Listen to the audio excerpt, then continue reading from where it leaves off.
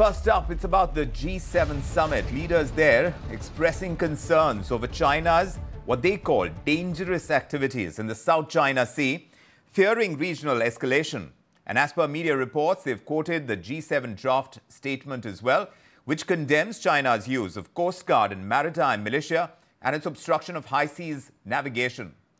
Additionally, the G7 has pledged to address China's unfair business practices affecting their workers and industries.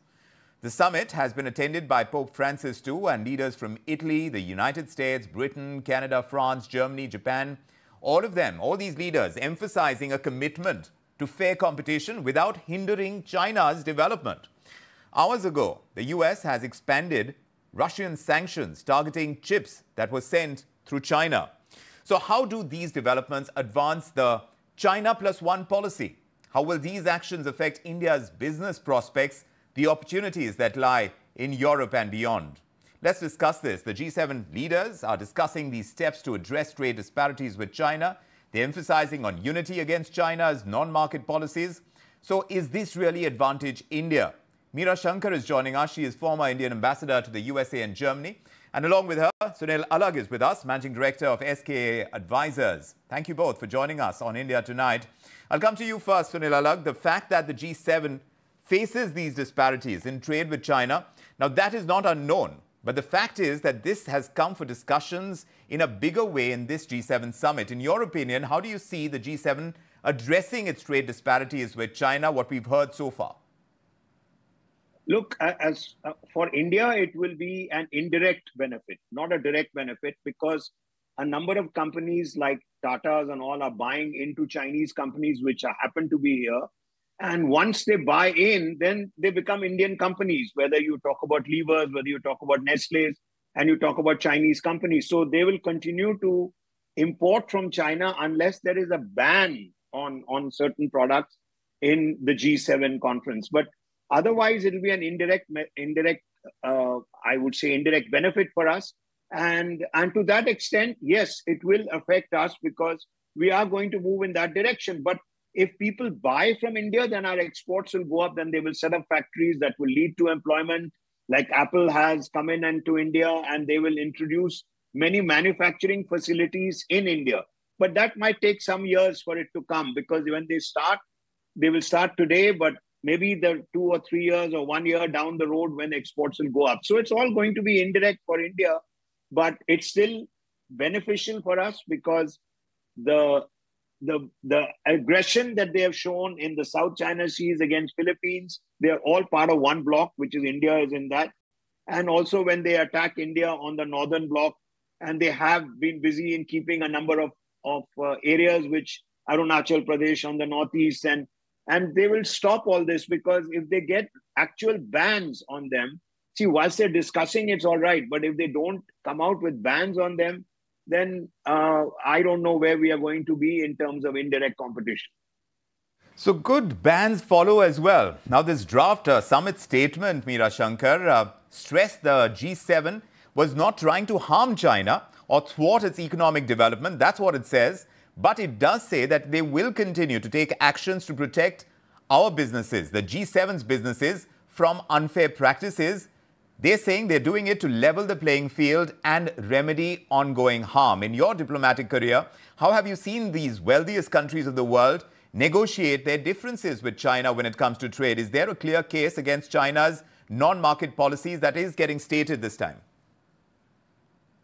There's been a shift in recent years, because for a long time, China was given a free run. And it started with President Trump, who imposed tariffs on Chinese imports, a certain amount of Chinese imports. President Biden has continued it. So you have 25% tariffs on $250 billion worth of Chinese imports in the US. The US has also put sanctions on exports of semiconductors and semiconductor technology and know-how to China, including from third countries which have US components in their semiconductors. They cannot export without US approval.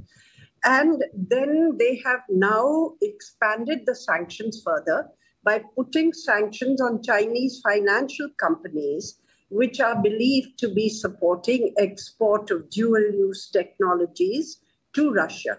So I think the tariff war will increase. There may be, more stringent bans on certain selective technologies. Now, the EU had not really bought into the US policy. They had put some tariffs on solar equipment from China, but now they have said that with effect from July, they will put high tariffs on Chinese electric vehicle imports into EU, which have been virtually eviscerating EU industries in this field. And now G7 is talking of not just, electric vehicles, but the whole basket of clean energy technologies, yes, such as lithium-ion batteries, solar panels, electric vehicles, where China has built huge overcapacities. And that's what US Treasury Secretary Janet Yellen said, that China's trade policies, unfair trade practices, actually are a hindrance to the relationship between the two countries, because they manufacture about 30% of goods globally. And the whole very little is consumed in China, where correct, there's a savings rate of 45 to 50% for the last virtually 2 decades. right. And that's because of low domestic consumption. Correct. So yes, I think that for India, since you asked this question, yes, there is a possible benefit of being, able to. But Mr. Alagh is saying that it will take stronger bans. It will take bigger bans and more sanctions against a wider basket. May happen, it may not happen. President Trump is certainly threatening much more severe tariffs if he gets elected president. Yes. And I suppose Joe Biden has been more strategic, more selective, but more strategic in the way in which he has used sanctions. Are you in agreement? So we have to see which way the election goes. Absolutely. But do you see it that way, with the concerns being raised over China's economic practices, Mr. Alagh? Are you from the camp that says all is fair in business? Why is there that much more unity that you're seeing on how the US looks at China from Europe this time? Is there a sense that these trade practices are wrong? Is that an economic reason, or do you think it's still political? See, I think it is still political, because China will reduce, once their capacity has been created and they go in for marginal costing, all their exports prices will come down. No matter how much of tariff they put in the West and in the areas, they are increasing their tariff, no doubt. But how much will they go on increasing their tariff? I think in India, the opportunity lies in creating units where they will manufacture on their own, whether it's semiconductors or whether it's anything else that China does. And if Chinese companies allow Indian companies to come in and they own more than 51%, they'll become like Indian companies.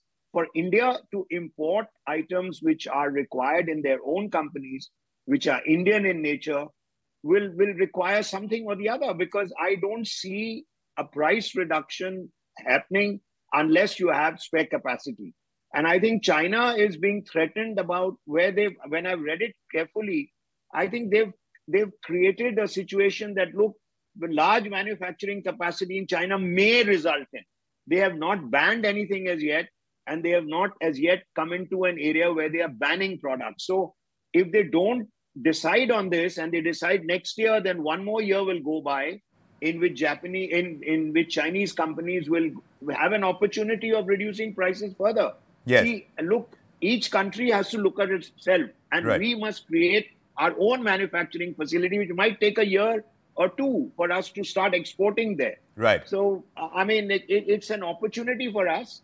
There's no question in my mind. But unless they take actual steps in this G7, it's still being gassed and it's still being talked about. But Mr. Alagh, you started off talking about specific businesses and industries. When it comes to China's trade practices, Where has been the hurt the most pronounced? And how do you see that getting corrected if there is this unified stance? See, they've created a manufacturing capacity which is a lot bigger. And I see then what the Chinese themselves, and they are dependent on exports. So if you are going to marginal costing rather than fixed costing, you will reduce prices further to keep it running in full capacity because it gives employment in China. Now, Indian companies, when it becomes an Indian company, when more than 51% is purchased in India, then the world is open, no, for us to import and then to carry on. Because if the prices are lower in China, where certain parts will come in and the rest of it, in India, Mr. Modi is trying that, look, we must manufacture ourselves, we must do, but that might take 1 year or 2 years or maybe even 3 for us to take full action as yet.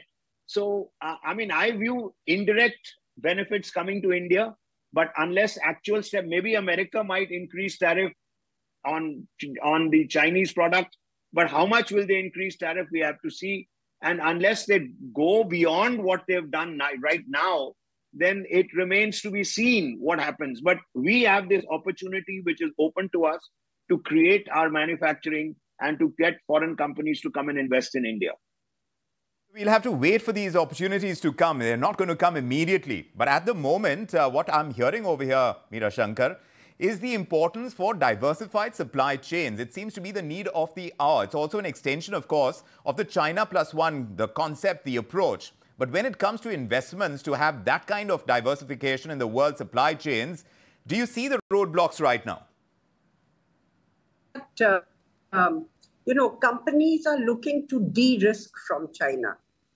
And that involves diversification of supply chains, diversification of manufacturing. And if you see Janet Yellen's speech, she has again emphasized friendshoring for manufacturing. So it's up to us to benefit from this window of opportunity there is. But in the immediate future, you could also be faced with a problem. Because if China has huge overcapacities and the US and EU put punitive tariffs on Chinese imports, the tendency for China would be to dump in countries like India. So I think we would need to look at some degree of coordinated action in sectors which may be vulnerable to this kind of Chinese dumping in the event that happens. So I think there are two sides to it. It's more complex because the immediate fallout could be the threat of Chinese dumping in developing country markets. And the long run, there is this opportunity to get some of the manufacturing to shift from China to India. Now, it's not 1 or 2 years. This has got to be a longer-term project. Correct. You need that strategic patience and that strategic approach to actually be able to hone in on what needs to be done domestically. Correct. What needs to be done to woo foreign companies. Correct. So, Mr. Alagh, when Meera Shankar is talking about this Chinese dumping that has been happening in developing countries, how has India dealt with it and how do you see that changing as we move towards the more of the Make in India push and what the Prime Minister's agenda has been in the last 2 stints as Prime Minister? Have you seen a marked shift over here where an opportunity is getting created for India to come in with a China plus one approach? No, look, the opportunity has been for the last couple of years and we have set up factories, especially certain ministers are for chip factories and whatever else there is. On manufacturing, we have to create a greater manufacturing scene. And as Meera Shankar has said, that look, it might take us 2, 3 years or 4 years, but that is the direction that we are going in. If there is mass dumping, that's the time when the government might go against China and say, look, you cannot mass dump into India. But what about the other countries in the Far East and in the Middle East where China will try and reduce prices and give it to them? If practically free, Africa is another continent which is left. So they cannot as yet say that, look, it gives an opportunity for us to manufacture, but that might take 3 years, 2 years longer. And if major amounts of dumping take place and the government must act against it. But let's see what happens in the future, because whether major dumping will take place, China has a number of countries to send to, including Russia and including Africa, Middle East and the Far East. So if they reduce prices, the prime ministers in Bangladesh and Sri Lanka will welcome this as saying, look, we are getting it at very low prices. Why not say yes? But manufacturing is the focus of the current prime minister that we have. And therefore, we will create them and foreign investment will take place. And that's when direct investment is what we're looking for, not just in the stock market. Direct investment which will lead to higher employment and lead to a lot of factories which are set up here. Building more capacities on that front, when you are talking about a manufacturing hub for the world and India fitting into that story, we will have to see exactly how much of that push is and how much of a market Europe lends itself as far as Indian export ambitions go. But Meera Shankar, the G7 has also warned of action against Chinese financial institutions that have helped Russia obtain weaponry for its war against Ukraine.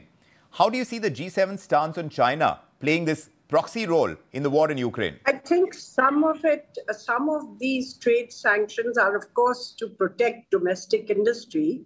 But I think part of it is also to exert pressure on China to ease off from their trade with Russia, particularly in dual-use technologies. I think a US spokesman clarified that while China is not supplying weapons, they are supplying components and technologies which go into the production of weapons. So they are helping to keep the Russian war machine functioning and in fact accelerating.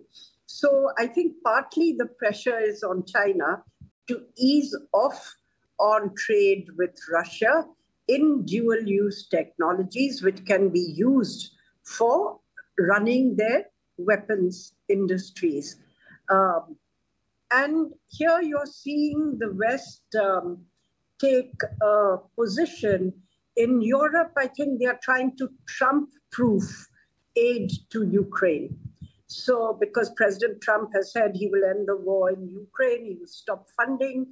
And the Europeans have now decided, and that the G7 has decided, that they will use the interest from the frozen Russian assets to provide aid to Ukraine of about $50 billion over a period of time. So that is one way they are thinking that they will Trump-proof and keep aid to Ukraine going, irrespective of what the outcome of the presidential election in the US is. Now, of course, from the Indian point of view, I would imagine that there really should be movement away from war towards looking at ways to end the conflict. Unfortunately, that doesn't seem to be the case. As we say so, the entire manufacturing push when it comes to India is also in the defense sector. Mr. Alagh, as far as wars and battles go, where India looks at opportunities in building its defense manufacturing abilities, where are the opportunities at this point in time while we are talking about what's happening with respect to Russia and Ukraine and other parts of the world where we are seeing conflicts? See, we are taking the opportunity of buying from Russia. They give about 70% of all the defense equipment that we have today. So now it might take some time, and China is not going to, and Russia will not stop importing products from China just because Trump or Biden or the West says so. Look, I mean, they will continue taking it and we will continue buying it till we set up our own production. It might take 3 or 4 years or 5 years. As a long-term plan, we have to look at the production. But to expect an immediate effect of this G7, I would not be so forthcoming on that point of view. But I would say that, look, here's a window of opportunity. Here we have to set up our own production. We have to set up our own factory because manufacturing is an area which remains our focus this time rather than relying on just IT. And therefore, manufacturing over the next couple of years will gather a lot of emphasis as well as foreign investment in most companies that will happen. But I cannot see Russia stopping imports from China no matter what America says, no matter what anyone says, Russia is interested in their own country. And so is India at this point of time, where 70% when they put a ban, and we carried on importing from Russia, both oil as well as defense production, till the Americans came around and said, it's okay with us, but go ahead and do it. But look, the Prime Minister is in a bind in India in the sense that he's thinking of India first, and where the price is lower, wherever you get your material from, you must take it in. And at the same time, you must create your own manufacturing facility, which might take 3 years or 4 years or this entire term of age. Wait and watch exactly what developments happen when it comes to defense manufacturing. But at this point in time, when you're looking at building manufacturing abilities in India, we're also seeing how the G7 summit is talking about protection of workers from the way the Chinese do it. Meera Shankar, in terms of the steps likely to be taken to protect workers from Chinese practices, now that's something that India has to be wary about. If we are going to create a manufacturing hub for the world, then these kind of stringencies, if you can call it that, in protecting worker rights is something India will have to bear in mind too, wouldn't you think? I think it's still far into the future. Right now, India is not really a major exporting country. So I think we should cross that bridge when we come to it.